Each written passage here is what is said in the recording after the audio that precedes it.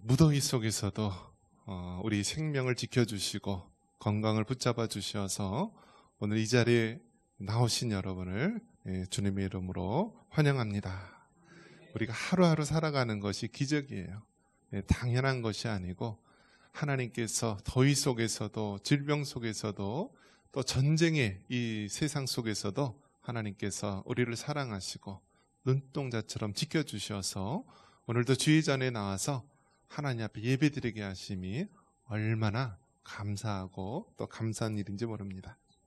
오늘 말씀의 제목인데요, 한번 같이 읽어보겠습니다. 영혼, 사랑과 생명, 구원. 사랑의 달을 맞이해서 우리가 영혼, 사랑에 대한 부분을 우리가 다루려고 합니다. 지난주 8월 15일 목요일서부터 금요일까지 이제 명문교회, 서울에 있는 명문교회에서 이 제1청년, 제2청년 또 이렇게 한 100명 가까이 이렇게 사람들이 왔습니다. 그래서 제가 과거에 이 청년 때에 봉사했던 그런 기억이 새록새록 떠오르더라고요. 그리고 명문교회 그 담임 목사님, 새로 오신 담임 목사님이 또 저하고 신학대학원 동기예요. 같은 반에 있었고 또 21년 전에 주의 종이 되겠다고 그 세상의 모든 것들 내려놓고 신학대학원에 들어가서 공부했던 그 시절이 엊그제 같은데 21년이 되어서 한 사람은 청산교회 담임 목사, 또 한 사람은 명문교회 또 담임 목사가 되어서 이렇게 만났던 그런 시절이었습니다.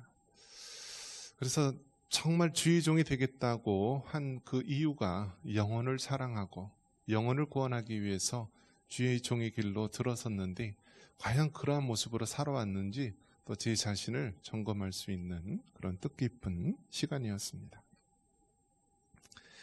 한번 따라해 볼까요? 사랑하면 전도한다. 여러분, 이 사랑하면 전도한다라는 것이 진리이고요, 맞는 말입니다. 반대로 우리가 그 영혼에게 전도하지 않는다라고 한다면 그 영혼을 사랑하지 않는 게 되는 것입니다. 여러분, 죽으면 다 끝난다라고 세상 사람들은 이야기합니다. 그런데 여러분, 죽으면 끝나는 것이 아니라 어떻게 해요? 우리의 영혼은요, 멸하지 않고 계속 가는 거예요. 우리의 영혼은요, 예수님을 믿으면 영원 천국이고요, 예수님을 믿지 않으면 영원 지옥이에요. 그래서 죽으면 끝나는 것이 아니라 죽음 이후에는 영원한 심판, 영원한 세상이 기다리고 있는 것입니다. 그렇기 때문에 사랑하면 전도해야 되는 것이죠. 어떻게 부모님을 사랑하는데, 자식을 사랑하는데 영원 지옥에, 영원 심판 속에 내버려 둘 수 있겠습니까? 그런 면에서 여러분, 사랑하면 전도한다는 말은 우리가 진리이고요, 또 우리 삶 속에서 실천해야 될 가장 중요한 부분임을 믿습니다.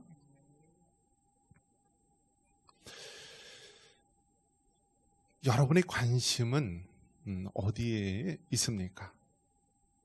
주식을 이렇게 투자하는 사람들, 이 국회의원 중에서도 막 이런 주식 투자나 이런 거 한 사람은요, 막 이 국무회의 중에서도 막 국회의원 막 이런 할 때도요, 막 이걸 보면서 주가 막 투자하고 그러더라고요.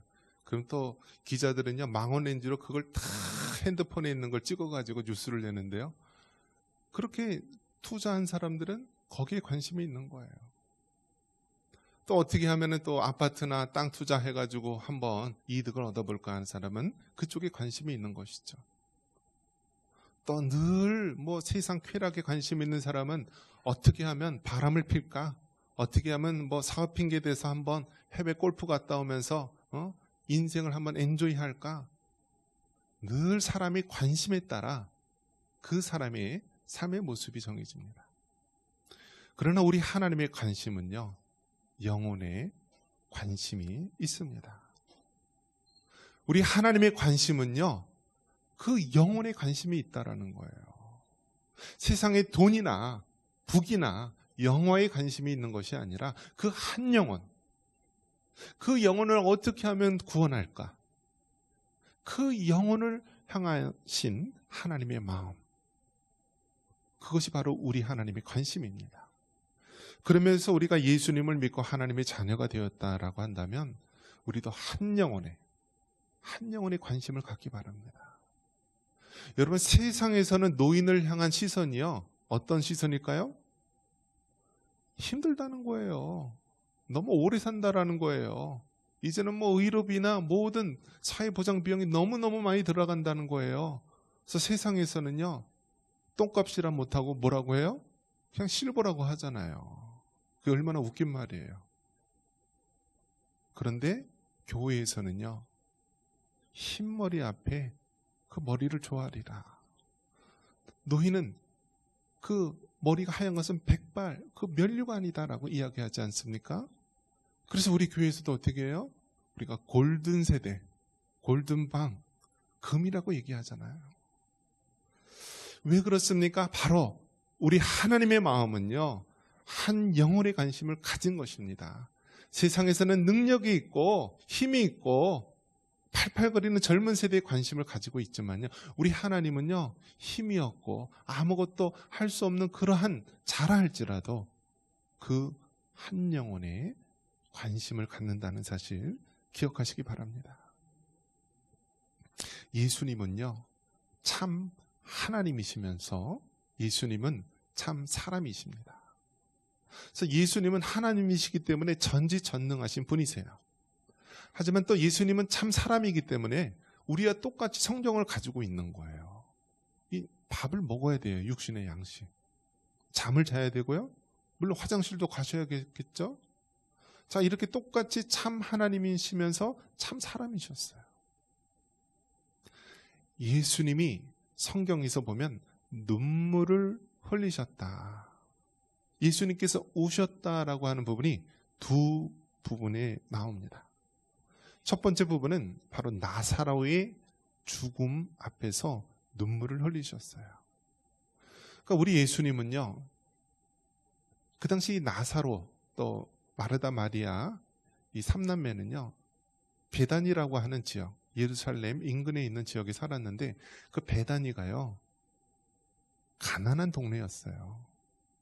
예루살렘은 어떤 그 중심지, 아주 그냥 고귀하고 귀족이고 아주 세련되고 그런 사람들이 모이는 곳이라고 한다면 베다니는 작고 허름한 그러한 지역이었습니다. 그래서 영락교회 한경직 목사님도 북한에서 신의주 제2교회 하다가 공산주의에서 핍박에 의해서 이제 남쪽으로 내려오시죠. 남쪽으로 와갖고 이제 서울에 있는 데다가 지은 교회 이름이요, 베다니 전도교회였어요. 베다니 교회였는데 그게 나중에 이제 지명 이름에 따라서 영락교회로 바뀌게 되었는데요. 이 베다니라는 말이 그렇게 가난하고 서민이 사는 그런 지역, 그곳에 나사로라고 하는 그러한 한 남성이 있었습니다. 근데 그 나사로가 죽었을 때 또 그 두 남매 마리아와 마르다가 예수님이 여기 있었으면 우리 오빠가 안 죽었을 텐데 하면서 눈물을 흘릴 때 예수님도 눈물을 흘리셨어요. 그만큼 예수님은 그 한 영혼에 관심을 가지고 계셨고요, 그의 죽음에 대해서 가슴 아파하셨던 것입니다. 또 예수님께서 눈물을 흘리신 것이 무엇이냐면 예루살렘 성에 입성하실 때 그 예루살렘 성을 바라보면서 눈물을 흘리셨다 말씀합니다.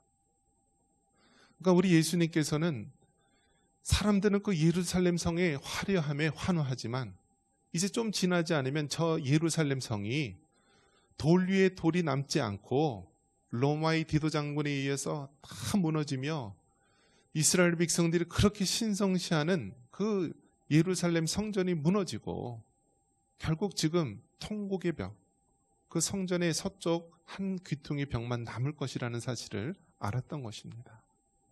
얼마나 많은 분유자들과 사람들이 그 전쟁과 또 핍박 속에 죽게 되고 성전이 무너지고 그들이 포로로 잡혀갈 것을 알면서 예수님은 눈물을 흘리셨습니다.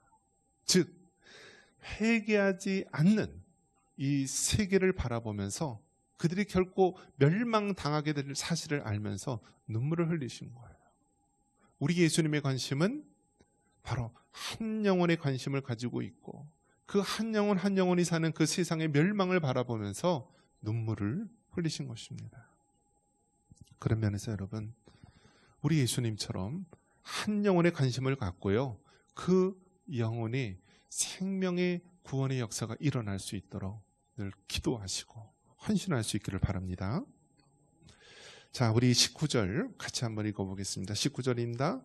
요셉이 그들에게 이르되 두려워하지 마소서, 내가 하나님을 대신하리이까. 우리가 잘 아는 요셉의 이야기입니다. 요셉이 형들의 손에 의해서 애굽의 노예로 팔려갔습니다. 그것에 보디발의 집에 이제 종으로서, 노예로서 일하는 그런 신분이 되었습니다. 그곳에서도 주인의 아내가 유혹하다가 뿌리쳤는데요, 결국 누명에 의해서 감옥에 갇히는 신세가 되었고요. 그렇게 파란만장한 삶을 보내다가 결국 하나님께서 때가 되매 이 요셉을 애굽의 총리로 세웠습니다. 이제 이 가나안 땅, 팔레스틴 땅에 흉년이 들어서 이 야곱과 그의 아들들 모든 사람들이 식량을 구하기 위해서 요셉이 있는 애굽으로 오게 됩니다. 그래서 그 동생 요셉 앞에 형들이 쭉 있게 되고요, 양식을 구걸하게 됩니다. 여러분, 어떤 생각이 들겠습니까? 그 형들을 보면, 이 배다른 형제죠, 그 배다른 형들을 보면은요 아주 화가 나고요, 한번 복수를 해보겠다라는 마음도 들었을 것입니다. 그런데 요셉은 깨닫게 됩니다. 처음에는 그런 마음을 품었을는지 모르지만 세월 속에서 하나님의 일하심을 바라보면서 그게 아니다라는 사실, 복수가 아니라 이를 통한 하나님의 뜻이 있음을 깨닫게 됩니다. 그래서 요셉이 고백한 것이 무엇입니까? 내가 하나님을 대신하리까. 결국 형들은요, 악한 의도를 가지고 동생을 노예로 팔고 죽이려 하고 또 삶 속에서 여러 가지 감옥에 갇히며 생명의 위기가 있었지만 결국 하나님의 주권 속에서 요셉을 들어 사용하여 주시고 이제 이 요셉을 통하여서 하나님의 놀라운 일들이 일어남을 알고 있었던 것입니다. 그래서 여러분, 내가 하나님을 대신하리까라는 이 고백 속에서는요, 하나님께서 우리 생명의 주관자가 되시고 하나님께서 이 역사의 주관자가 되심을 말씀해 주고 있는 것입니다. 우리가 사람의 영혼이 구원받는 거는요, 그게 우리가 전도를 잘해서, 말을 잘해서, 선행을 해서 그 사람이 구원받고 예수님 믿는 것이 아니라 하나님의 절대적인 주권 속에서 이루어지는 사실입니다. 우리가 전도한다고 해서 그 사람이 예수님 믿는 것은요, 그것은 기적 중에 기적이죠. 이미 하나님께서 창세전에 우리를 택하여 주시고 때가 되어서 그 마음이 동하여져서 바로 예수님이 믿어지게 되는 것이고요, 예수님을 구주로 고백하게 되는 것입니다. 생명 구원은 하나님의 주권 속에 있음을 믿으시기 바랍니다. 그래서 하나님께서는 이 요셉을 통하여 그 많은 생명, 야곱의 그 자녀들과 그 형제들의 생명, 이스라엘 민족이 될 것이라는 그 한 민족의 생명을 구원하시기 위해서 하나님의 주권 속에 지금까지 인도하셨음을 고백하고 있는 것입니다. 잠언 16장 9절에 사람이 자기 길을 계획할지라도 그 걸음을 인도하시는 분은 하나님이라고 말합니다. 한번 읽어볼까요? 사람이 마음으로 자기의 길을 계획할지라도 그의 걸음을 인도하시는 이는 여호와시니라. 아멘. 여러분, 정말 세상 사람들은요, 은퇴 후 계획, 노후 계획, 내가 정말 다음에 어떻게 살까라면서 계획을 많이 합니다. 그리고 뭐 돈도 저축하고요, 뭐 어디에다가 뭐 좋은 집, 별장도 만들고요, 뭐 호화롭게 여러 가지 많은 계획을 하는데요, 사람이 계획할지라도 그 걸음을 인도하시는 분은 누구라고요? 여호와 하나님이라는 거예요. 그렇기 때문에 여러분이 여러분의 인생을 계획하는 것이 아니라 하나님 앞에 무릎 꿇고 나를 향한 하나님의 계획이 무엇인지 하나님 앞에 물어보고 정할 수 있기를 바랍니다. 다음으로 영혼 사랑과 생명 구원에 대해서 우리가 볼 때 먼저 하나님께서는 요셉을 통하여 육적인 구원을 이루는 것을 보게 됩니다. 우리 20절 말씀 같이 한번 읽어볼까요? 20절입니다. 당신들은 나를 헤아려 하였으나 하나님은 그것을 선으로 바꾸사 오늘과 같이 많은 백성의 생명을 구원하게 하시려 하셨나니. 아멘. 여러분, 이 세상에서는요 참 굶어 죽는 사람이 있다라는 사실입니다. 굶어 죽는 사람이 있다. 아니, 요즘에 이렇게 너무나 많이 먹어서 다이어트하는 시대인데 어떻게 굶어 죽을 수 있느냐, 그렇게 생각할 수 있지만 실제로 그렇습니다. 아프리카 지역에서는요 하루에 한 끼 먹는 것, 두 끼 먹는 것도 기적이고요. 음식보다도 물을 먹어야 되는데 이 물이요 완전히 구정물이에요. 그 안에 회충과 모든 병균들, 바이러스들이 드글드글합니다. 그런데 이 물을 먹지 않으면 당장 죽고, 이 물을 먹으면 서서히 죽게 되는 것입니다. 근데 알면서도 살기 위해서 먹는 거예요. 그 흙탕물, 오염된 물을.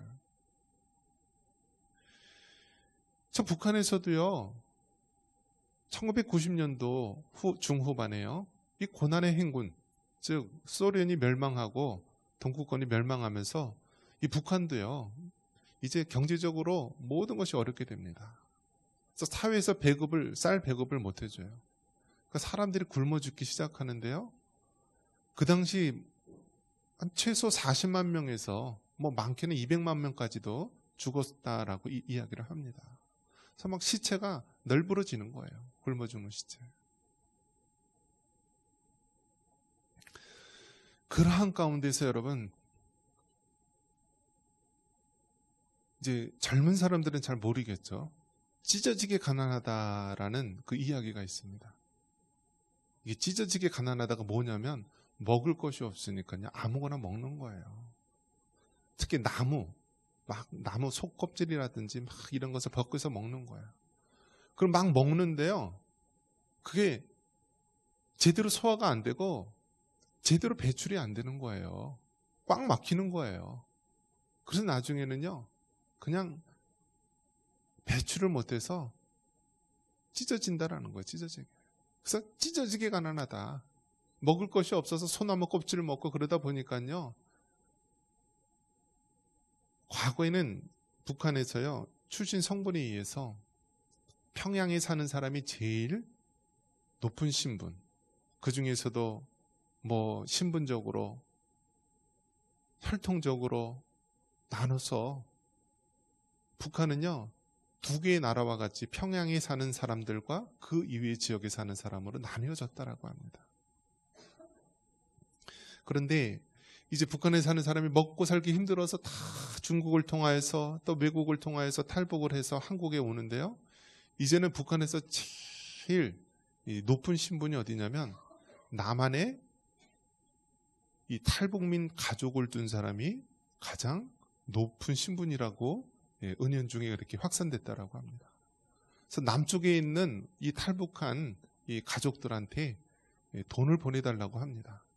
그러면 이 북한 사람들은 100만 원을 가지면, 한국 돈 100만 원을 가지면 1년을 아주 잘 먹고 산다라고 합니다.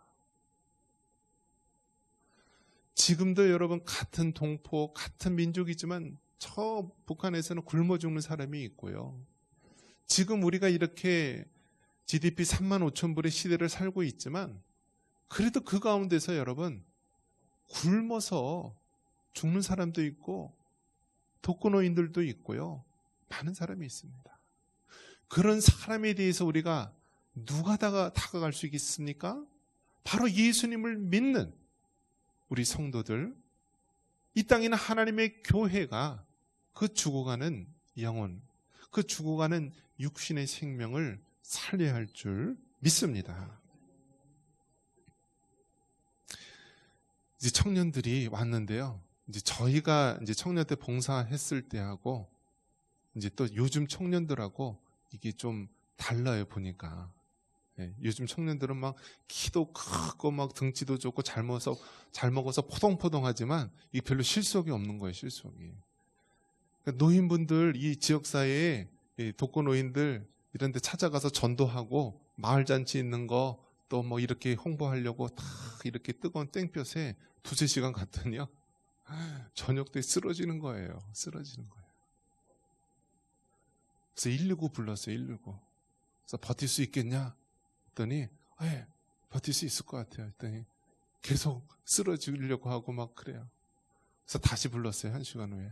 그래서 결국 이 동두천에 있는 응급실에 가서 링거 맞고 왔어요. 요즘 젊은이들이 안 해본 전도, 안 해본 그러한 일들을 하니까요. 이게 굉장히 힘든 거예요. 왜 여러분 청년들이 휴가 내서 왔겠습니까? 왜 바쁜 대학생들이 그 할 공부도 많은데 마다하고 왔겠습니까? 바로 그 영혼을 사랑하는 마음. 세상에서 관심 없는 독거노인들, 소외된 자들, 가난한 자들, 그런 영혼들에게 예수님의 복음을 가지고 주의 이름으로 간 것입니다. 여러분, 이 땅에 가난하고 병들고 쓰러진 자들에게 관심을 가지시고 그들에게 정말 쌀과 빵과 일용할 양식으로 나눌 수 있는 우리 모두가 되기를 바랍니다. 마태복음 25장 35절에 내가 줄일 때 너희가 먹을 것을 주었고 목마를 때 마시게 하였다라고 말씀하고 있습니다. 우리 하나님께서는 가장 작은 자, 가장 소자에게 한 것까지 바로 우리 예수님에게 한 것이라고 말하고 있습니다. 여러분, 세상에서는요, 정치인들이나 사회, 고위층들은요, 언론에 보이려고 봉사하고 막 그렇게 선한 일을 하는 것처럼 매스컴에 떠버리지만 우리 예수님이 있는 그리스도인들, 이 땅에 있는 하나님의 교회들은요, 우리의 삶 속에서 평상시에 독거노인들, 가난하고 소외된 자들, 과부들, 고아들, 그런 자들을 돌볼 수 있는 여러분 되시기를 바랍니다. 자, 다음으로 우리가 육적인 구원에 관심이 있다면 거기서 끝나는 것이 아니라 영적인 구원에까지 나아가야 됩니다. 우리 21절 같이 한번 읽겠습니다. 당신들은 두려워하지 마소서. 내가 당신들과 당신들의 자녀를 기르리이다 하고 그들을 간곡한 말로 위로하였더라. 아멘.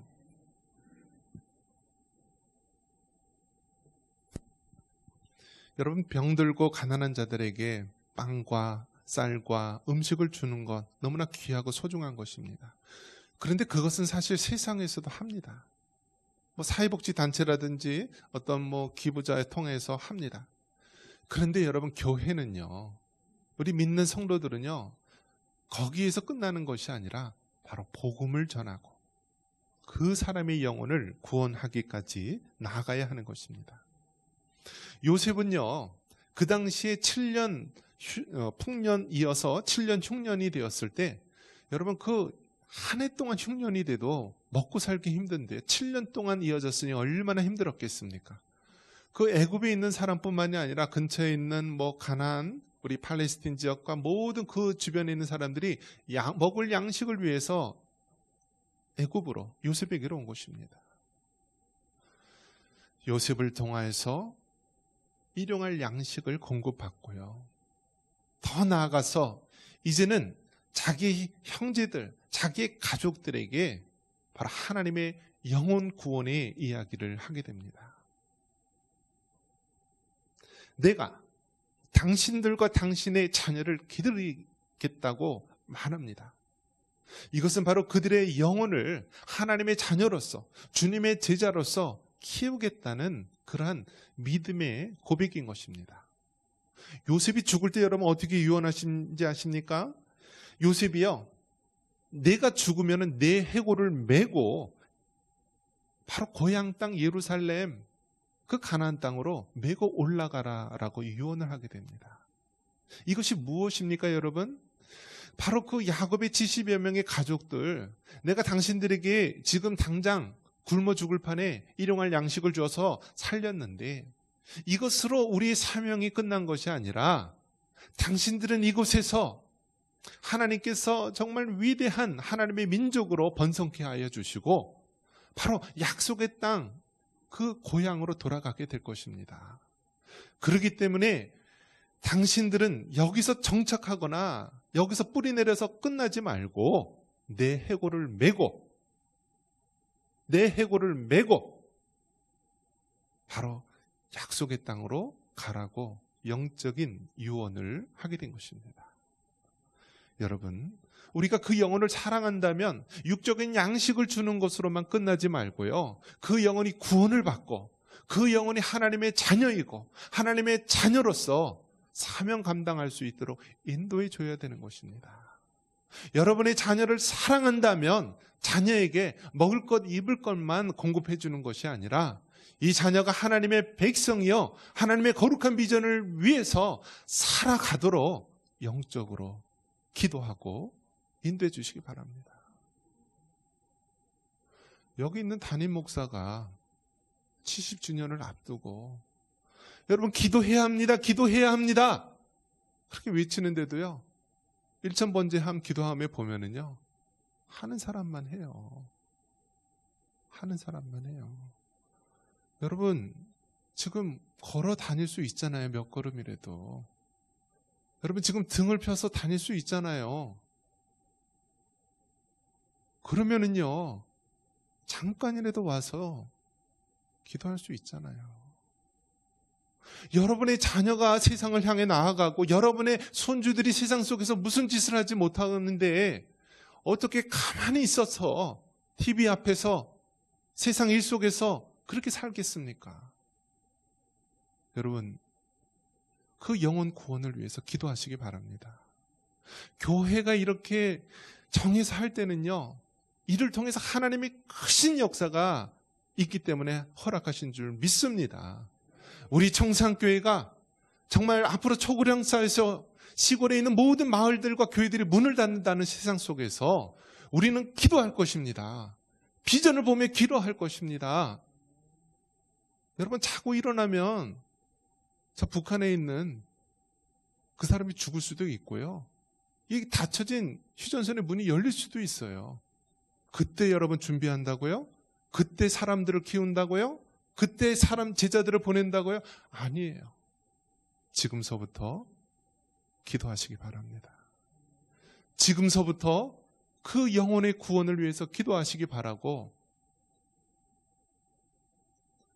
여러분의 자녀가 없고 여러분의 손주들이 다 컸다면은요, 그 탈북민 한 사람이라도, 신학생 한 사람이라도 붙들고요, 기도하시고 후원하시고 도와주세요. 말씀을 믿습니다. 우리 하나님의 관심은 한 영혼, 그 영혼의 관심을 가지고 있습니다. 여러분, 우리 주님을 따라서 영혼을 사랑하시고 생명 구원에 이룰 수 있기를 바랍니다. 이러한 은혜가 있기를 주님의 이름으로 축원합니다.